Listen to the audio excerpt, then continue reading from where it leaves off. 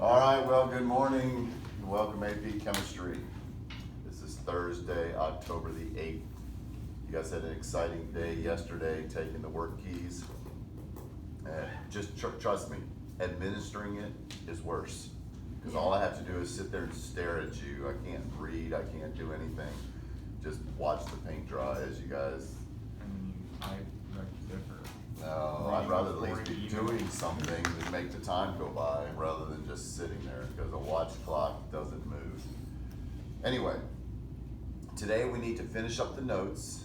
We're gonna do kind of a bunch of random stuff today. Well, I wanna finish up the notes, which is really just kind of going over the random terms at the end, okay? I did a short video yesterday on Lattice Energy, but we're gonna touch on that just again today. Hopefully you guys, it was 10 minutes long. If you haven't watched it, you need to go back and watch it. It kind of explains how we use Coulomb's law to get relative strengths of the lattice energy, the energy needed to break the ions apart. Okay, so we're gonna just talk about that briefly. Gonna talk about the lab briefly, just to make sure that we're all square there. Then we need to look at the practice problems, the ones that you've done, and then just look at a few more. Okay? Do you mean the AP ones? Yeah, the AP ones, yeah, the ones that you turned in by midnight last night, okay? You could probably look up those answers online just to kind of verify what you did, but we'll go over it and kind of talk about, you know, the theories behind and how you're supposed to answer those fully, okay? So that's kind of what we have on the agenda for today. So let's start with the miscellaneous terms. Now I'm just gonna these are all in your notes, so I wanna kind of go through this quickly. Again, I gave you a series, the whole chapter 3 notes. So you have all this. I just wanna, sometimes reading a definition versus okay. So the first term is the term miscible. That means the exact same thing as soluble, but it's just talking about two liquids that are 100% soluble in one another. The most common example is ethanol and water. Ethanol is the alcohol in alcoholic beverages, and well, hopefully you don't know, but you can mix any amount of alcohol with any amount of water. It doesn't matter what the ratio is. They're 100% soluble in one another. So we say alcohol and water are miscible in each other. Okay? Obviously then the opposite of that is immiscible. That's going to be oil and water. Two liquids that are insoluble in water that won't mix.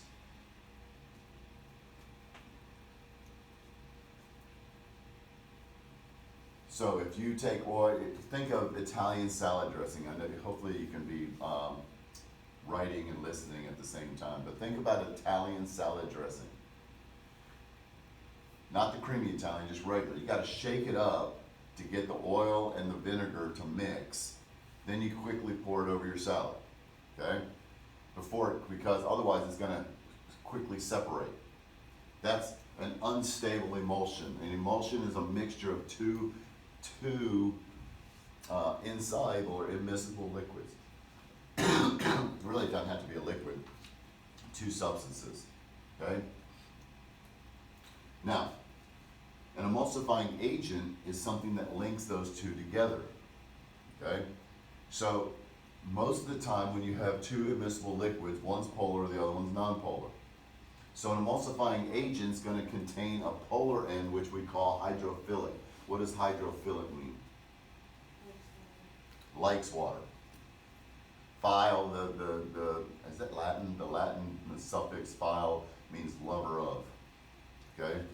Whereas hydrophobic is fear, the fear or the dislike of water on the nonpolar end. The most common example is something I hope you're very familiar with, is soap, okay?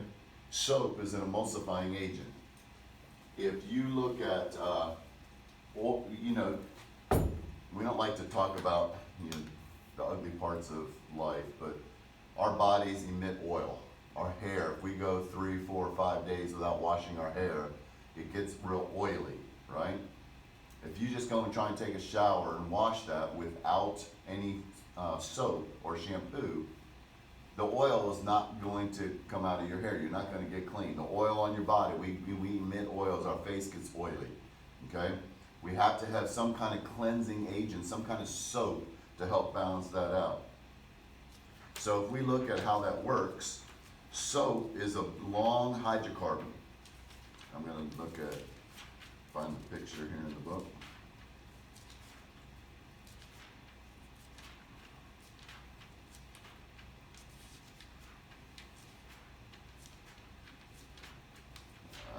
Miss it.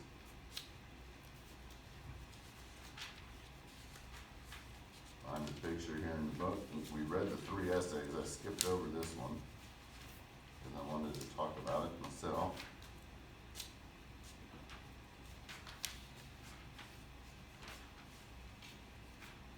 There we go.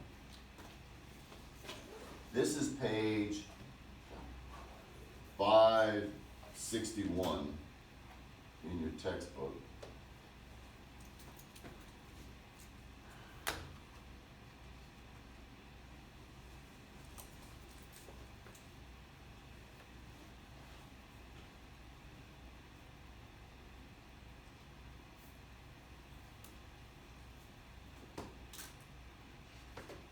Almost every soap has some kind of stearate in it.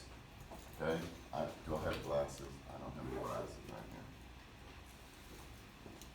Can't read the label.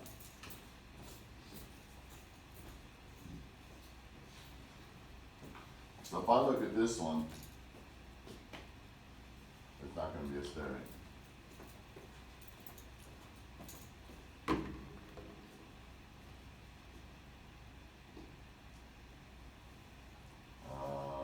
Doesn't say what it has in here.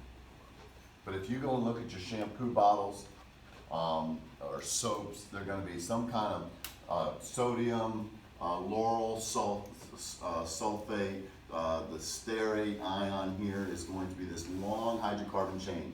So the only thing that's different about soaps is what hydrocarbon do they make it from. Okay? Back in the day, soap was made out of either lard or tallow. Lard is pig fat. Tallow is lamb or cow fat. Those fats are these long hydrocarbon chains. They're called a fatty acid.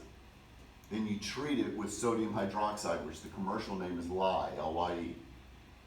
That's an acid-based neutralization, and so we end up getting, this is that COO, remember we talked about a carboxylic acid group? That's COO right there. Well, when it's treated with sodium hydroxide, there's an H on here, and then the sodium hydroxide pulls that H off and makes water, and then you get sodium stearate, an ionic compound. But the reality is you put it into water, that's going to break apart, the sodium's going to dissociate. So we have this long non-polar end, which is hydrophobic. You have this little polar end that's hydrophilic. So it comes in, and what happens is this non-polar end, this is your oil droplet. A bunch of the soap molecules will then, the non-polar end attaches to the oil droplet. But then this polar end is going to be attracted to the water, so it links the two together. So it doesn't make the oil soluble in the water, it just links them together so it washes it down the drain. Okay? That's an emulsifying agent. It helps to increase the solubility by linking the two together. Okay? So that's how anytime you use shampoo, any kind of soap, it's got the long hydrocarbon chain. They only just change what they make now. And the only difference between, by the way, a soap and a detergent, soap comes from natural lard. You know, most of our soaps actually aren't soaps, they're detergents. Detergents come from man-made substances, whereas soaps come from natural substances. Okay? The reaction of the fatty acid with, and this is just an oh my thing, the reaction of the fatty acid with the sodium hydroxide, the lye, is called a saponification reaction.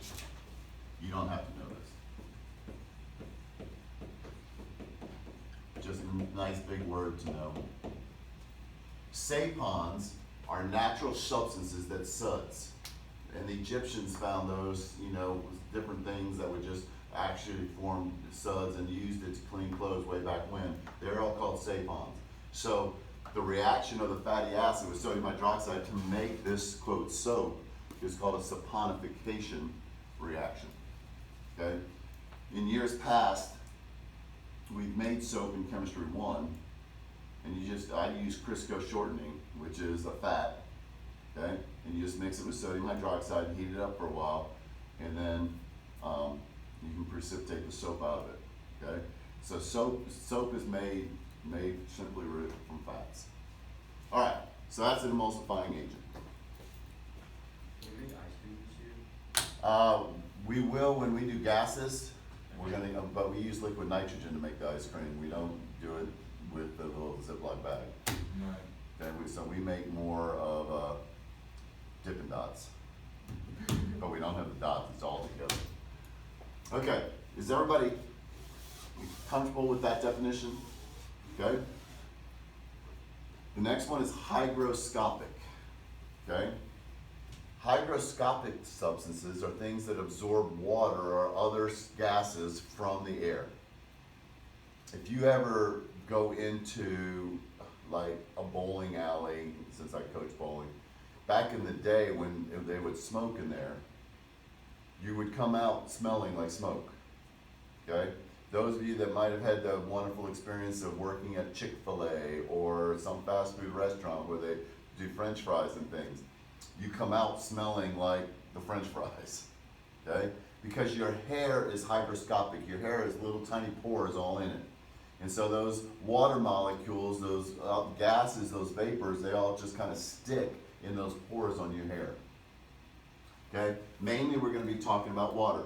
Now, this is probably more true for girls than guys, but if you have girls, you go and get all dolled up, get your hair all curled, but you go outside on a hot, humid day, generally those curls just fall out because your hair absorbs the water, it weights it down and pulls out the curls. Now, if you happen to have the kind of hair that gets frizzy when it gets wet, well then on a hot, humid day, you have a bad hair day. It just messes up your hair. And guys, you might even, your hair is getting longer these days, and so you might have the same type of issues of your hair just kind of being wild on a humid day. That's hygroscopic, okay? This is the little packets that you have in vitamins, in leather goods that say do not eat, okay? They are going to be hygroscopic. We call them desiccants. They're drying agents, okay? And so a desiccant, D-E-S-S-I-C-A-N-T, is a drying agent. It contains a hygroscopic material. Okay? Silicon dioxide. Rice is another hygroscopic. So if you drop your phone into the toilet or accidentally go swimming, you forget it's in your pocket. Okay? You go and you put it in rice because the rice is super hygroscopic and it pulls the water out of the phone. Okay? It's a desiccant, it's a drying agent. Now, a deliquescent, I'm going to move it up.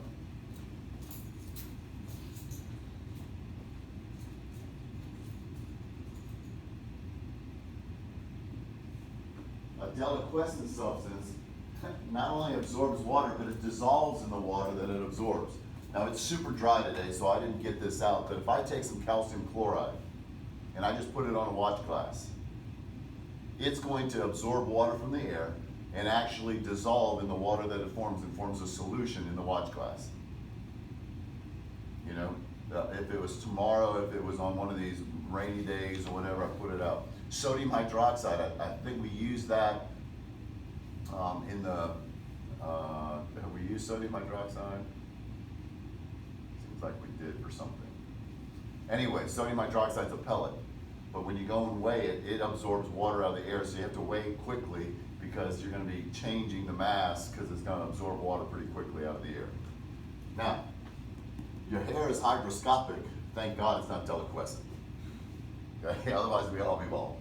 Okay, so your hair absorbs water, but it does not dissolve in that water. Few substances do. If you happen to have a moisture problem in a room or a basement, you can go to Home Depot and buy, it's called something dry, you know, and it's just this tub of a solid material. You just take the lid on it, off of it, and you put it in your room. I had a problem in one of my upstairs bedrooms that was just, the air conditioner vent just kept getting condensation on it, and it just kept getting mold then on the air conditioner just in that one room. So I went and bought some of this stuff, set it up in there, and over time that absorbs the water, but it turns into a liquid, it dissolves, it's deliquescent, and you just had, and when it's all done, you just have this like quart-sized container that's a solution now of the calcium chloride and the water. Okay, but all the water just came from the air that it just sucked in and absorbed. So when any of the air, whenever moisture hits it, it just sticks to it. They have a strong attraction to that. All right, now we learned, what's a hydrate? If I say, you know, the copper sulfate that we just did was a hydrate, what does that mean? There's water molecules in it. It's got water molecules in it, right? So what we used in here was copper sulfate pentahydrate. Okay? This is that water of hydration. If something is efflorescent, this water, rather than having to heat it up, this water evaporates off all on its own. It effloresces. Okay? I thought this was a pretty unique word. It just, last summer, I wish I meant to take a picture of it or whatever, but I was just reading something that was totally non-science based, and it was talking about the water efflorescing. They have issues with this with concrete, that the water evaporates, they don't have the right water mixture, the right water ratio. The concrete effloresces and it messes up some. Okay? And then lastly is effervescence. You might have heard of an effervescent tablet. That's just something you put into water that begins to fizz and gives off gases very quickly. And that's where the old Alka-Seltzer commercial, plop, plop, fizz, fizz, oh, what a relief it is. Because you plop the Alka-Seltzer into water, and it just begins fizzing and bubbling. Okay? Let's just look at that.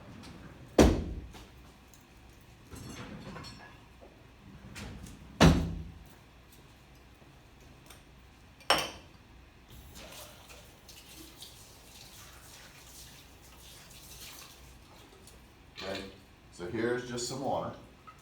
Here's an Alka-Seltzer tablet. I'll lift it up. Okay, that's fine, if you want to point it down. Okay, now, notice how this is all wrapped in a very heavy-duty plastic, you know, waxy type thing to keep any moisture out of it, okay? Because right in here, all the chemicals that need to react, that want to react are right here, but why are they not reacting? There's no water. What does the water do? Does it like bond It is, that's a good guess, but a catalyst will speed up a reaction, okay? But this is not what water does. This is made up of,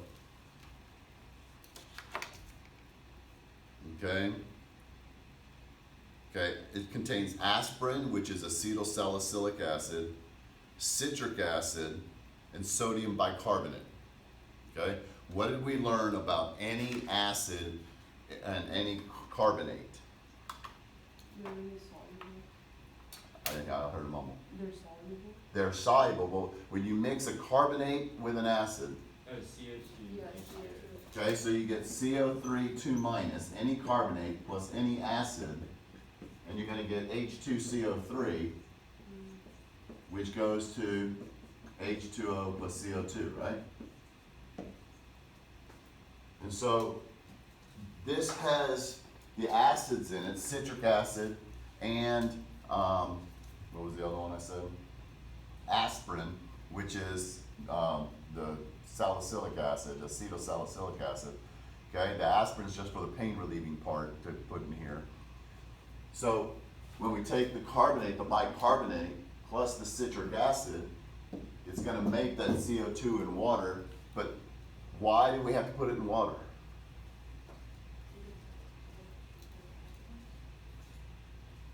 No, the hydrogens come from the acid. What does water do? What happens to those compounds, the acids, or ionic compounds like sodium bicarbonate when you put them into water? They bond on, They break apart. What's the word for it? Hydrate.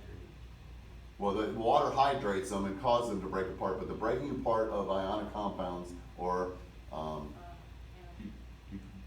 dissociate. Okay, they dissociate. The acids ionize.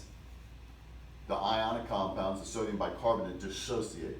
So the ions break apart, so then they can rearrange. Right now, they're locked into a rigid crystal lattice structure. They can't move, so they can't rearrange like they want to. But you put them into water, and the water causes them to dissociate, break apart, so then they can interact with one another.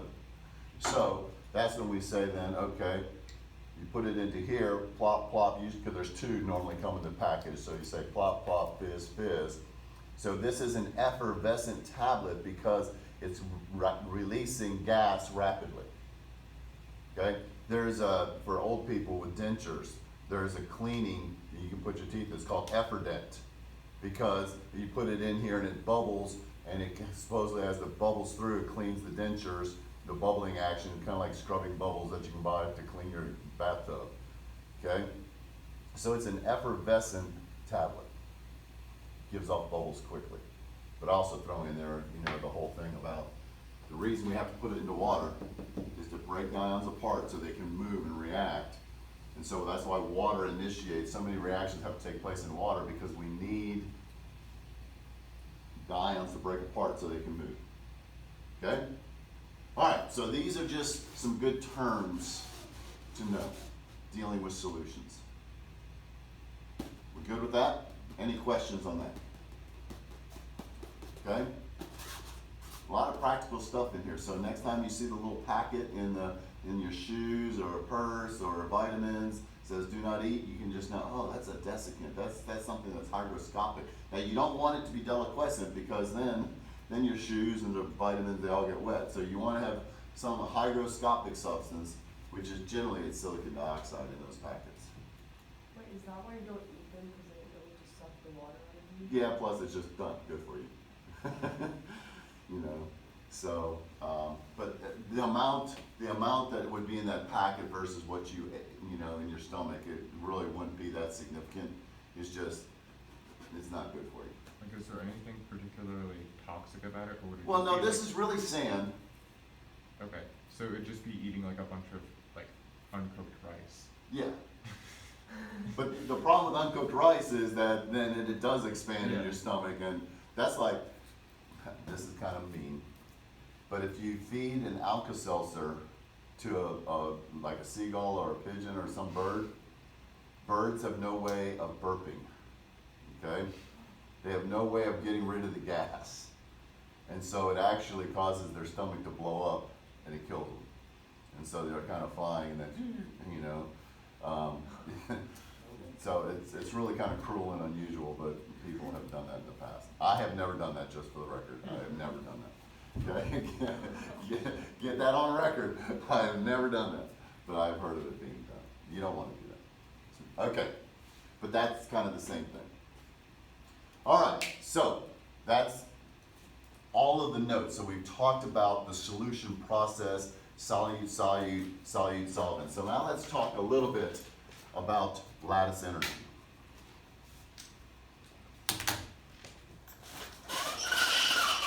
Okay, so this is what I talked about yesterday in the video. Let's just kind of do a practical, now just out of curiosity, how many of y'all actually watched the video from yesterday?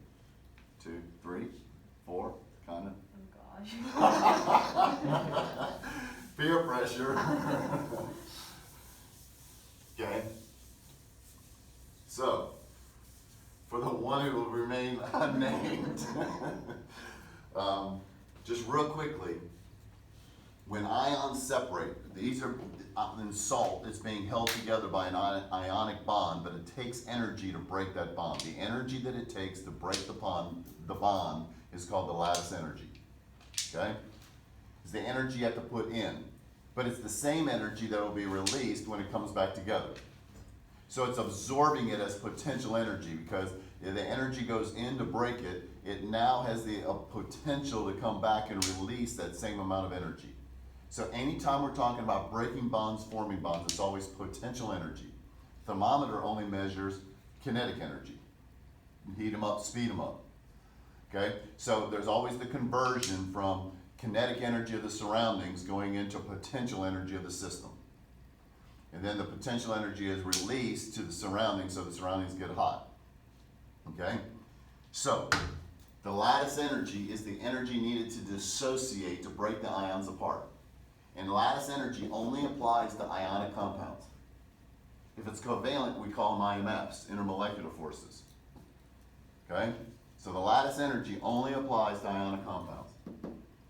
So the energy, the delta H, the heat, and delta H is, the fancy word for it is enthalpy. Okay? And it's the energy change that occurs at a constant pressure, which in an open beaker, which we almost always have. So heat and energy, they're not exactly the same, but we're counting them kind of the same here. Okay? If we get into thermo, I'll explain that a little bit more. So this really just talking about the energy needed. This is my lattice energy right here.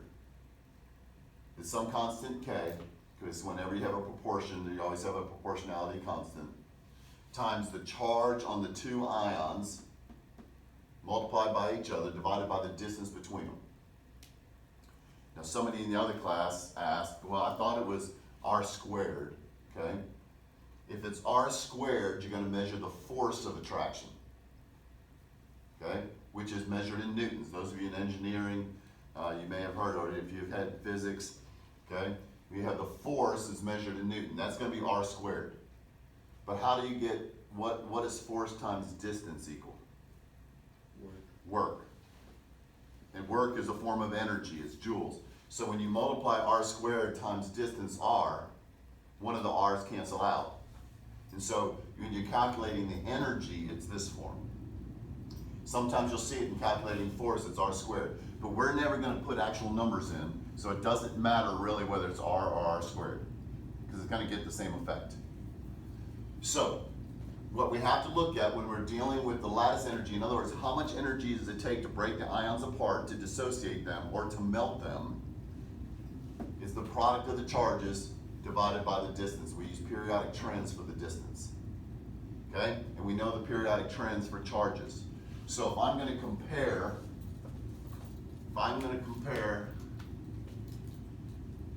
NaCl to K, well, let's just say, just do it this way first, to MgO. I want to say which has the higher boiling point. Which has the higher boiling point? Okay? Well, I have to use these, first off, I recognize these are ionic compounds, so I know I go to Coulomb's law. If it's covalent compounds, I have to look at London forces, dipole-dipole hydrogen bonds. This again, ionic compounds is when we're going to use Coulomb's law. That's kind of important because kids tend to try to use IMFs on these, and they try to use lattice energy, Coulomb's law, with covalent. So, if I want to do this, what's the charge on sodium? +1. What's the charge on chloride? -1. So the product of those charges, we're going to take the absolute value, it's going to equal 1. I'll even go, okay? So we're going to multiply those together and just get we're just worried about the magnitude, the size of this number, not the sign. K takes care of the sign. Actually, I do believe there's a negative sign there, but because we want this really turns out to be -1. We want it to be a positive for a positive attraction. I think I said it backwards yesterday. What's the charge on magnesium? 2 2 plus, what about oxygen? 2 minus. So the product of these is gonna be 4. Well, a +2 and a -2 ion are gonna be much more strongly attracted to one another than a +1 and a -1. Okay? Just because they have a greater charge, they're gonna be stuck together more tightly. It's kind of like having a weak refrigerator magnet and a strong refrigerator magnet. The weak magnet sticks and has a north and a south pole, and it'll hold a little picture maybe, but the strong magnet, it can hold your calendar. Okay? They're both north and south poles, it's just one stronger than the other. So, we just look at the product of the charges. We're always gonna look at that first. Whichever one has the greater product of the charges is gonna have the greatest lattice energy. In other words, it's gonna take the most amount of energy to break them apart. That means it's gonna have the highest melting point. Okay? So, MgO has the greater boiling point. Oh, we wanna say melting point on these, sorry. Because these are solid, so we wanna talk about how much energy it is to melt them. Covalent compounds, we use boiling point. Ionic compounds, we use melting point. All right? Now, if we're going to compare, this is what I was doing last time, NaCl to KCl. Okay? Same question, which has a higher melting point? What's the charge on sodium and chloride? Well, we already did that one. 1 plus, 1 minus, so we multiply those, we get 1. Same thing here, 1 plus, 1 minus, we get 1. So the product of the charges is a tie. So now it comes down to the size of the ions. Where you're comparing, chlorine is going to be the same for both. What happens to the size? Well, how does potassium compare to sodium? How do we know that? Lower on the It gets bigger on the periodic table as you go down because you're adding energy levels, right? Okay? So that means potassium ion is bigger than the sodium ion. So when you divide by a bigger number, what does that do to my delta H dissociation? It makes it smaller. Long distance relationships are hard to maintain. The farther apart you are, the weaker the bond holding you together. Okay? It's amazing how chemistry and life just go parallel with one another just about in every aspect. Okay? So, if I'm looking here between NaCl and KCl then, since K is larger than Na, its delta H of dissociation is less, so what does that mean about its melting point? It's going to be lower. It takes less energy to break KCl apart than it does NaCl, and it's because K is larger than Cl. So according to Coulomb's law, the farther apart the ions are, the bigger the ions, the weaker the Coulombic attraction. And that's a word that AP loves, Coulombic attraction. Okay? It's the lattice energy. So, does everybody have these two things? I'm going to just erase. Can I erase this? So if I just gave you a list,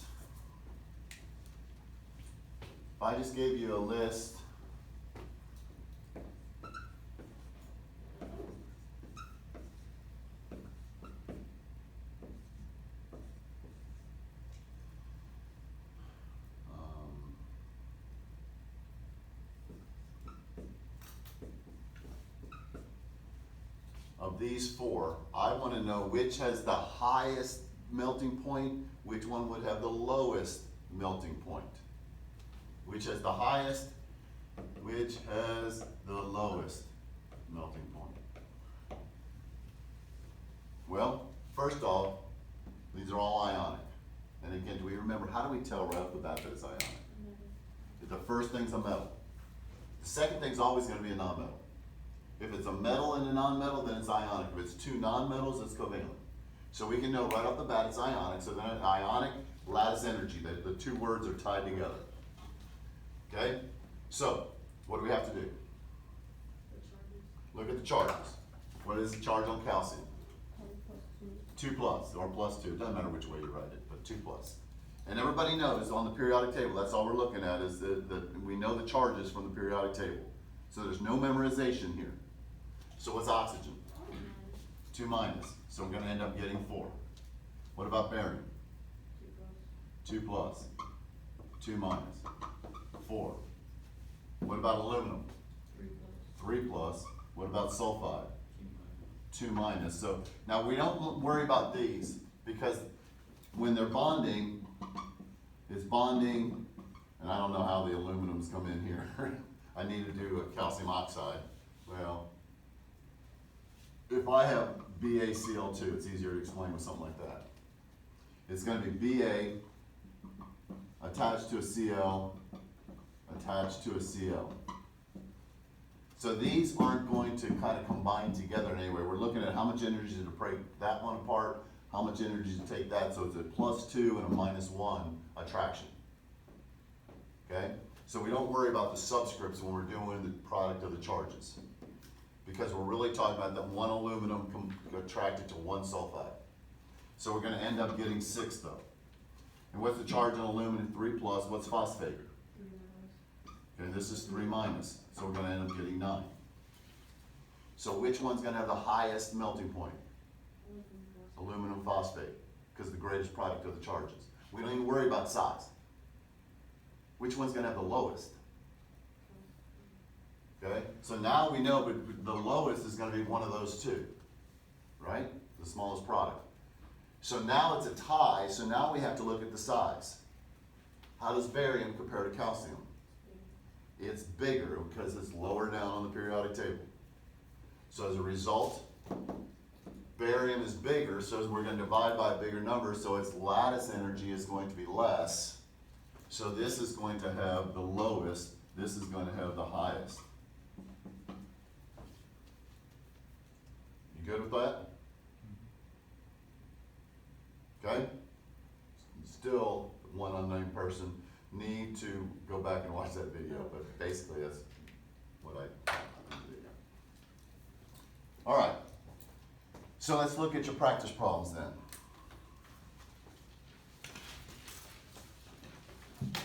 Since we're talking about lattice energy, let's look at 2016.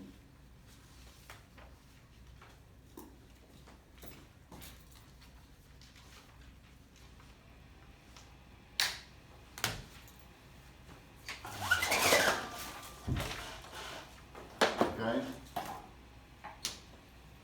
Now remember that delta H of solution is delta H1, which for ionic compounds is your lattice energy. Delta H2, which is solvent to solvent, the water molecules having to stretch and break those hydrogen bonds, making room for the ions. And 3 is the solute to solvent, which in an ionic compound is an ion to dipole attraction. Okay? So to explain why delta H of solution for NaCl is different than LiCl, okay, the student investigates factors that delta H and finds the ionic radius and lattice enthalpy. And whenever you see this word enthalpy, that's a foreign language word. And like, I'm learning, I barely know Spanish. It's como está usted.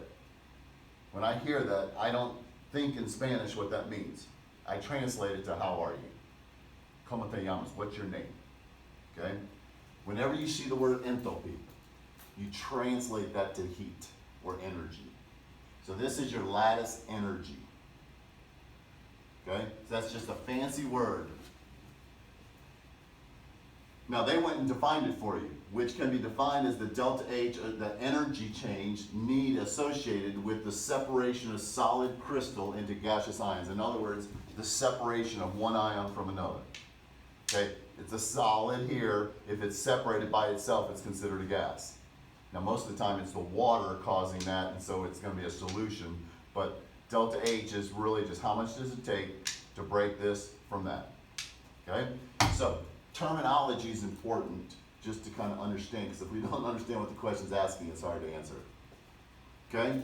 The student consults and references and collects, so we know that lithium is smaller than sodium. Now, you don't even need to be told this, because we can use lithium and sodium periodic trend, but they're giving you the value.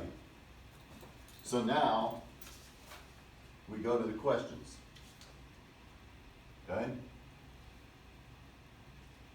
Well, the first one is just a flashback to the past where we write an electron configuration. Ooh. An electron configuration. What's the kind of the format of electron configuration? S, P, Soldier, please don't fire, right? Okay, point that over here, please.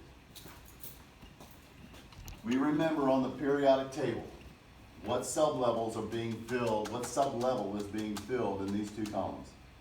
The S. These 6 columns over here is the P's. This, in between the goalposts, the group B elements are what's a sublevel?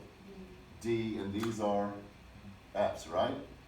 So, and each row corresponds to a new energy level. So it's 1s1. Helium technically should go over beryllium because 1s2. But then the first energy level is filled. So then we go to the second energy level, 2s1, 2s2, 2p6, 3s2, 3p6. Then what comes next? Because after you go 18, you go to 19, you don't go to D's next, you go to the 4s, and then for the first time we come into this inner, and the D's are always one behind, so it's 4s, 3d, and if you ever forget how many, you just count how many columns there are. There's 10. 3d10, 4p6, 5s2, 4d10, 5p6, 6s2. Now notice there's a star right here, which means that these drop down in here. How many behind are the F's? 2. So it's 6s, 4f14, 5d10, 6p6, 7s2, 5f14, and then we're in the 6d's, and now the 7p's. Now none of these will have electrons. These are all just man-made. They shoot nuclei together. They fuse for a fraction of a second and then blow back apart. Okay, so you never get electron clouds around here, but that's where if they were stable, that's where the electron clouds would be. But we'll never have to really worry about anything past uranium because most of them don't have electrons. Okay? But does everybody kind of remember that order using the periodic table? It tells you the order to fill. You don't have to remember, you know, the diagonal rule or just memorize. Just follow the yellow brick road. And it tells you if you know the S, the P's, the D's, and the F's. Okay? So that's just to kind of review. We're going to go into that in great detail next. Okay? But it's nice just to kind of know that. All right. So, if I look at Na+, well, first off, if I look at Na, okay? If I look at Na, I know it's going to be 1s2, 2s2, 2p6, 3s1, right? Now, the year of this that my students took this, half the students put that as the electron configuration. But what's the question asked for? Na+. So how do I make a Na+? Take away an electron. Which electron is going to get taken away? The 3s, the outermost one, because it's the most weakly held. Coulombic attraction, it's the most weakly held because it's the farthest from the positive nucleus. So there's the weakest positive to negative attraction there. So it's got the lowest ionization energy, takes the least amount of energy to remove it because it's farther away. So my Na+ is going to be 1s2, 2s2, 2p6. Okay? Now that's isoelectronic, same electron configuration as the noble gas. All ions gain or lose electrons to get the noble gas configuration, because that's the stable configuration. All right. Using principles of atomic structure, why is Na+ ion larger than Li+? Well, what would Li+'s be? What is Li going to be? 1s2, 2s1, whereas Li+ is going to be just 1s2. Why is sodium bigger than lithium ion? It's got a whole another energy level. Okay? Its outermost electrons on the second, whereas lithium's outermost electrons on the first energy level. Now, again, that's all next unit, but it's a good refresher. D, which salt has the greatest lattice enthalpy? justify your answer. Now this is where we come into. Which one? LiCl or NaCl?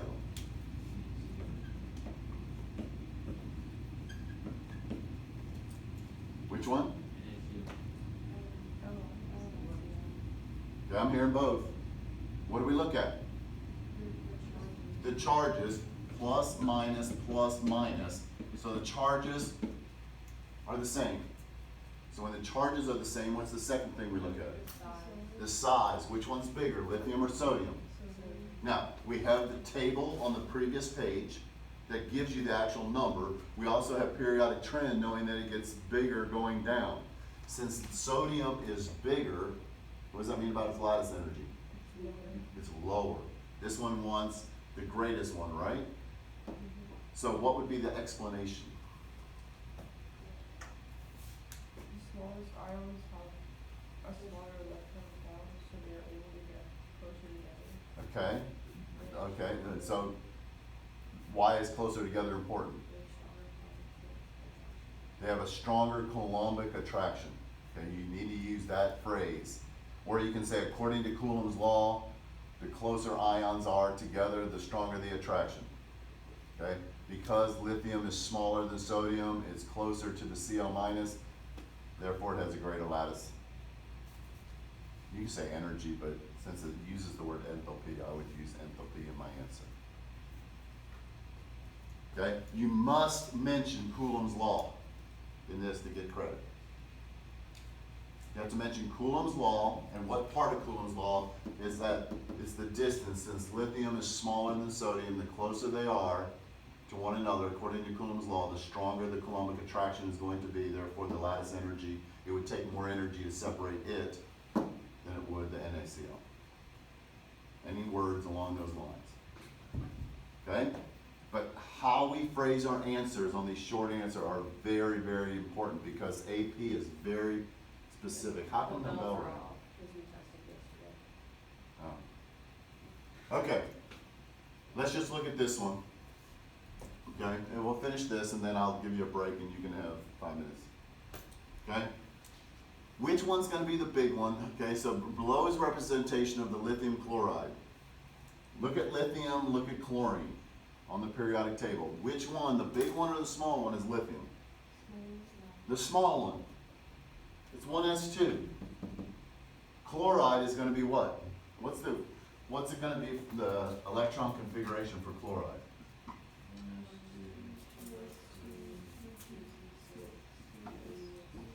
1s2, 2s2, 2p6, 3s2, 3p5 is chlorine, but to make the negative, you gained 1, right? So it's going to be 3p6. So we have 3 completed energy levels versus 1. Obviously, that means this is going to be the big one. This is going to be your Cl minus. This is going to be your Li plus. So it's always going to be like the electron cloud and not like the number of protons you use. That's right. Because remember, the nucleus only occupies 1/10,000th of the overall volume of an atom. Most of an atom is empty space, occupied by that electron cloud. So the electron cloud is what determines the size. Not the mass, but the size. All the mass is in the nucleus. All right. Does everybody understand that? So I don't know how many people miss this one. This is easy money points right here. We're on a point scavenger hunt. We can't miss this. This is just periodic trends, just common sense, looking at where it is on the periodic table and the trends. All right, lastly, the lattice energy, lattice enthalpy of LiCl is positive. It indicates it takes energy to break ions apart in LiCl. However, the dissolution, what does that word mean? That's just a fancy word for saying the dissolving. AP use this word all the time. They love it. It just means dissolving. The dissolution in LiCl is an exothermic process. Identify all particle interactions that contribute significantly to the dissolution process being exothermic. All right. The dissolution process. What are my things? I have delta H of solution is equal to delta H1, delta H2, delta H 3, right? This is my lattice energy here. That's positive. We're not worried about this. This one's going to be positive as well. This is the one that's negative. What is that? Energy of hydration. The energy of hydration. Okay? Energy of hydration. What's this question asking about? Is it asking about the lattice energy? It's asking about which energy change? Energy of Because Because it's always it's the only one that's negative. It's the only one that's exothermic. Okay? So these questions are, you know, that you have to kind of read into to try to figure out what they're asking. So because it's asking for about the exothermic one, they want to know about these attractions. Well, when LiCl is going into water, what's the attraction? What causes the solute solvent? What is that solute to solvent attraction? What's it called? No. Ion to dipole. So it's the ion to dipole, and now they want all the attractions, identify all particle-particle interactions. Well, the lithium is going to react with the water. The chloride is going to react with the water. So it's an ion to dipole attraction between both the lithium ion and the water and the Cl- ion and the water. That's why we have to know the names of those solute to solvent attractions. Okay? So when we want to list the attractions, for each interaction include the particles that interact in the specific type of intermolecular force. So they're telling you specifically, Li plus and water have an ion to dipole attraction, and the Cl- to water have an ion to dipole attraction. Those are the two forces that result in it being an exothermic process. So in other words, delta H3 is greater than the sum of 1 and 2.